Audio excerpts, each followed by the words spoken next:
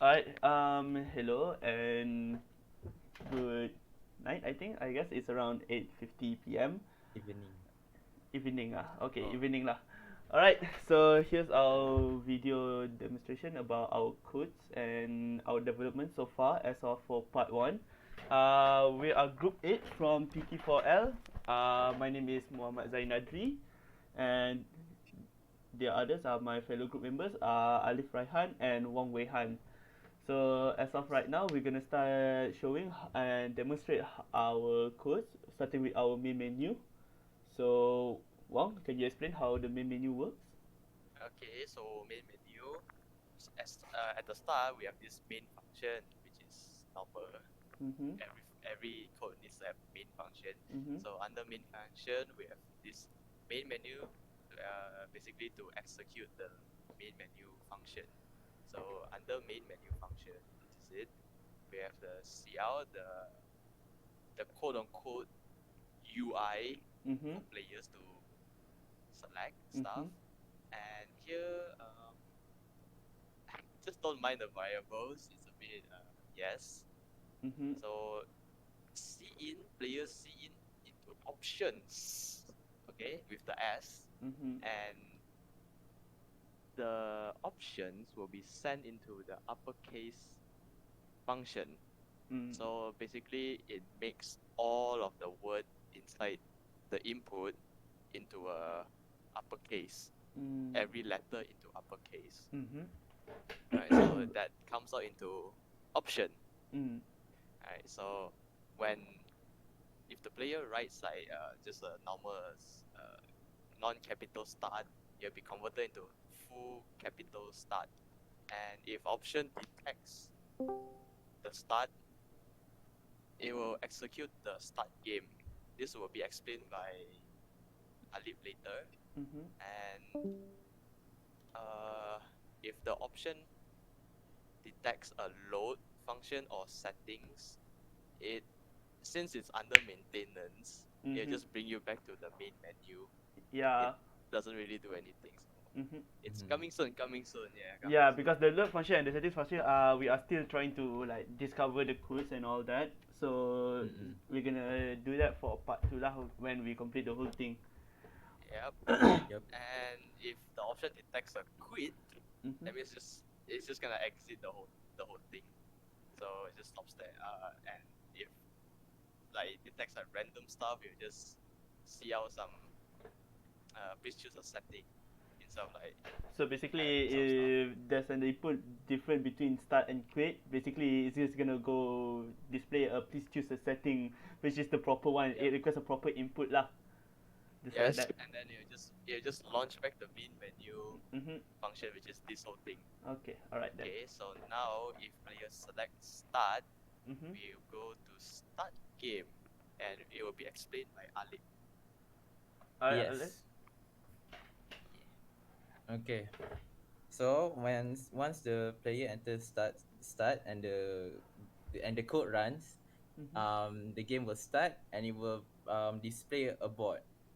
The board dimension is 15 by 15 if I'm correct lah. Mhm. Yeah. So okay, so the player will be positioned in the board, and is represented by the letter capital A. So um, so at the bottom, there will be a command input. So the user can enter an input for the player to move up, down, left, or right. We using WASD as controls to move the player on the board, and how it works is that there are two axes. For left and right is presented by the x-axis, and for up and down is represented by the y-axis. So that is to help further understand the code on top there for void for the function move player. Mhm. So if the player, for example, enters W, it will go up,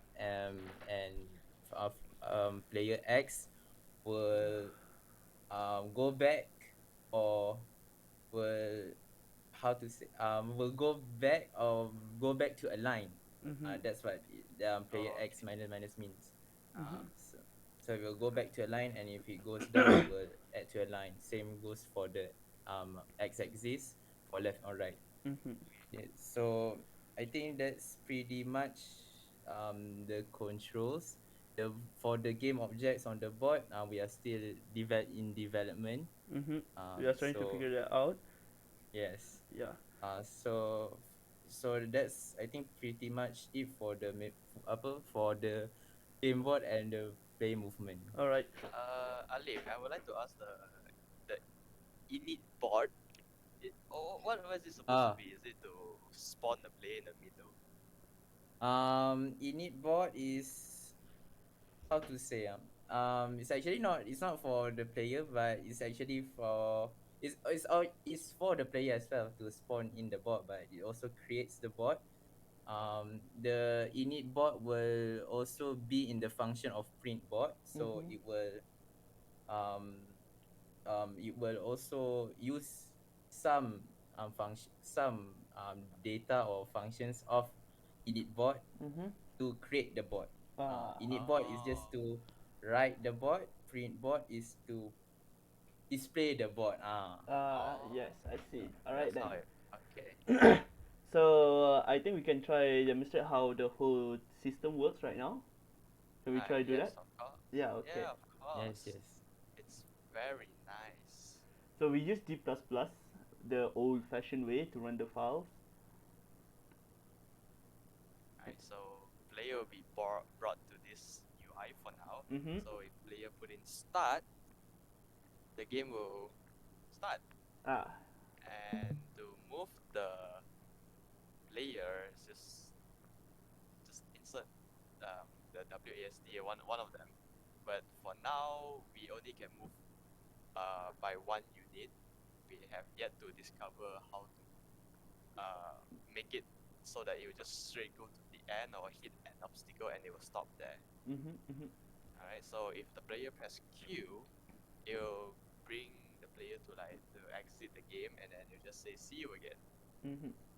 To demonstrate another thing, if the player decides to press load or something, you just say it's under maintenance. Please come back later. I forgot to add the end line, but it's okay. Mhm.